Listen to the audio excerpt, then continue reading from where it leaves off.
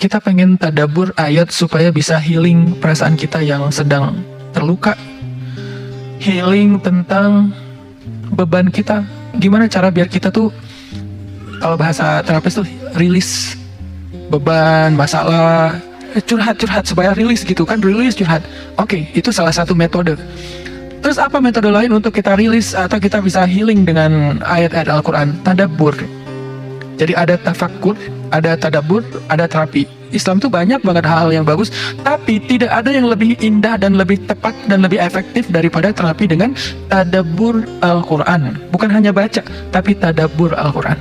Menghayati, memahami pesan-pesan Allah di dalam Al-Quran. Makanya ketika Nabi punya masalah, obatnya Al-Quran.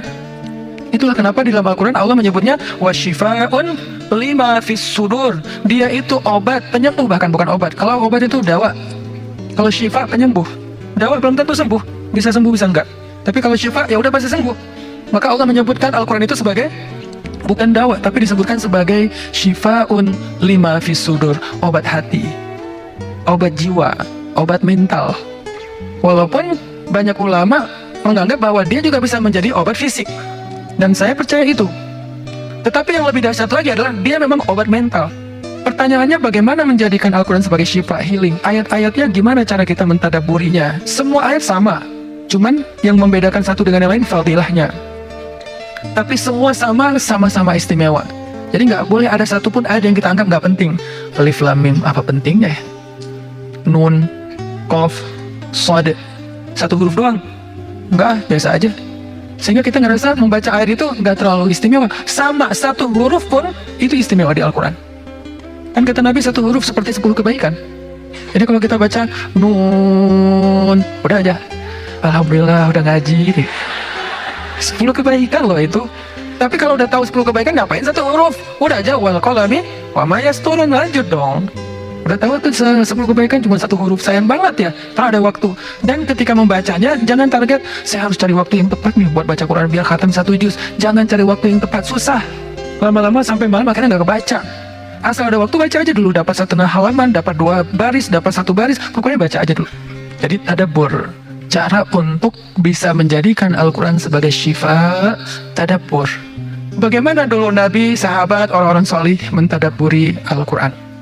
Yang pertama adalah mereka membaca Al-Quran secara tematik, supaya kita dapat sesuai dengan problem kita, masalah kita, hajat kita, tematik.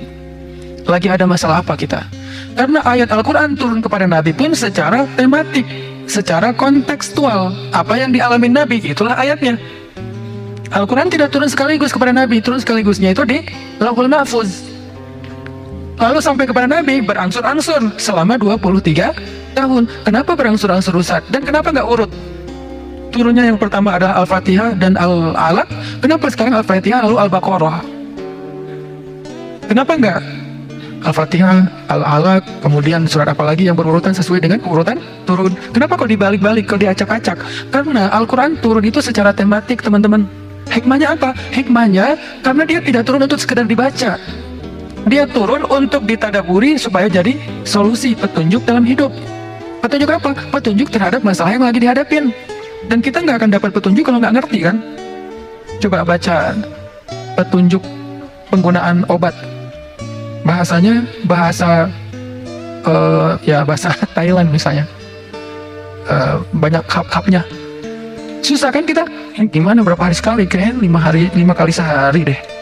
Padahal cuma 2 kali sehari. Nggak bisa dapat petunjuk karena nggak ngerti. Maka supaya kita bisa tadabbur, kita pahami. Nah, memahami apa? Sesuai dengan tema.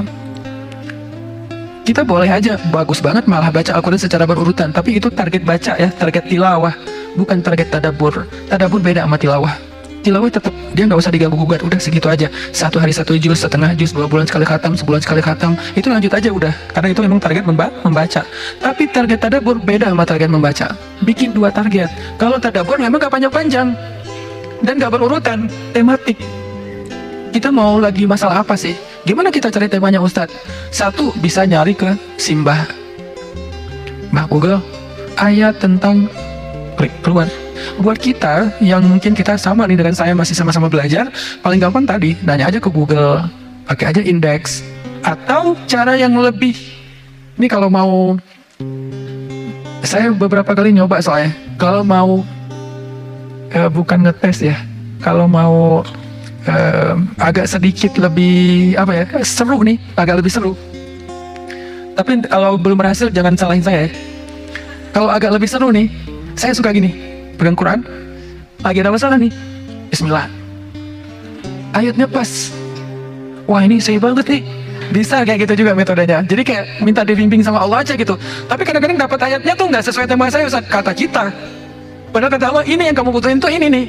Bisa gitu juga, dengan syarat membukanya pakai Bismillah, bukan membuka yang itu ya Allah ya, yang itu ya. Jangan maksa. Allah lebih tahu. Bismillah.